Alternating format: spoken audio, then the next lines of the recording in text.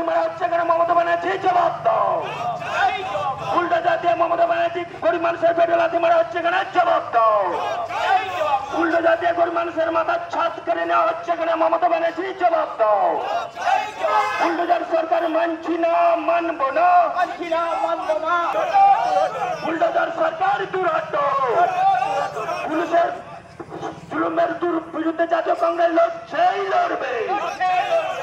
বন্দে মাতরম, জাতীয় কংগ্রেস থেকে মহকুমা সভাপতি এই প্রশাসনের জন্য, মমতা ব্যানার্জির জন্য আগামী দিনে সব বাড়িতে চুরি হবে, কারণ বেকারের সংখ্যা বাড়ছে, তারা যাবে কোথায়?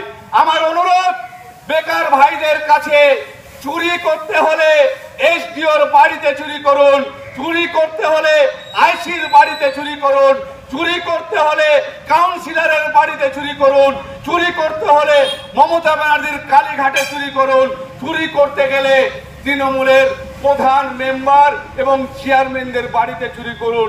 স্কুল বা সাধারণ মানুষের কাছে দয়া করে চুরি করবেন না। মমতা ব্যানার্জি জবাব দাও। উল্টো জাতীয় গরিব মানুষের পেটে লাথি মারা হচ্ছে কেন মমতা ব্যানার্জি জবাব দাও। উল্টো জাতীয় মমতা ব্যানার্জি গরিব মানুষের পেটে লাথি মারা হচ্ছে কেন জবাব দাও। উল্টো জাতীয় গরিব মানুষের মাথার ছাদ কেড়ে নেওয়া হচ্ছে কেন মমতা ব্যানার্জি জবাব দাও। উল্টোজার সরকার মানছি না, মানবো না, উল্টোজার সরকার দূর হটো।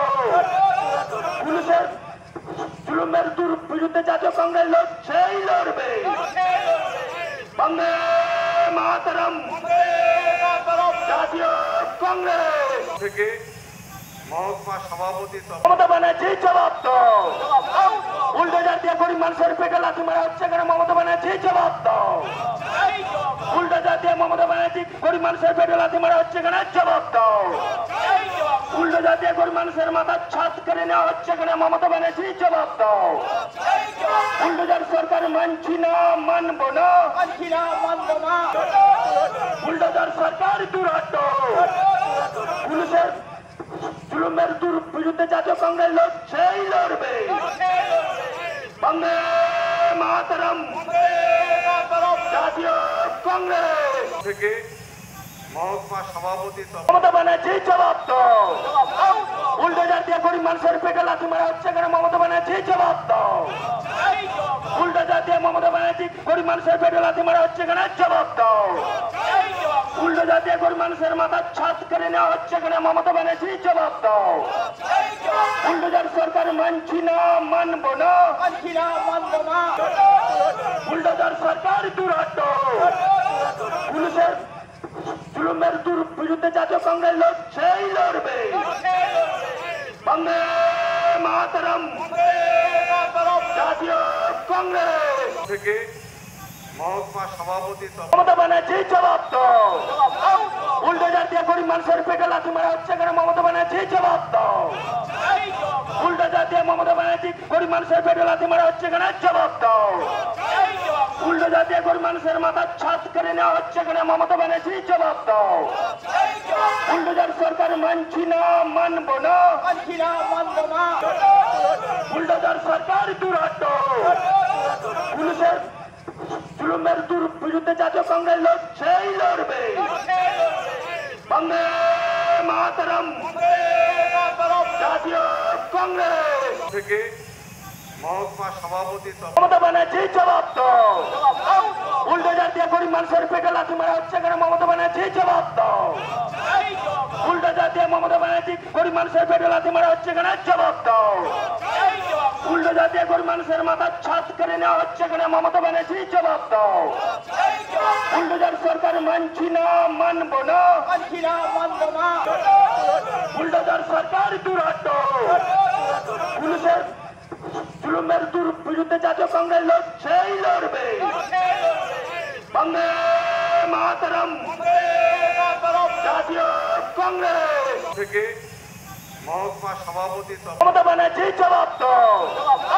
উল্টো জাতীয় গরিব মানুষের পেটে লাথি মারা হচ্ছে কেন মমতা ব্যানার্জি জবাব দাও। উল্টো জাতীয় মমতা ব্যানার্জি গরিব মানুষের পেটে লাথি মারা হচ্ছে কেন জবাব দাও।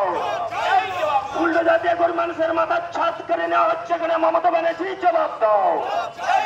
বুলডোজার সরকার মানছি না, মানব না, বুলডোজার সরকার দুরাট, পুলিশের জুলুমের বিরুদ্ধে জাতীয় কংগ্রেস লড়ছেই লড়বে।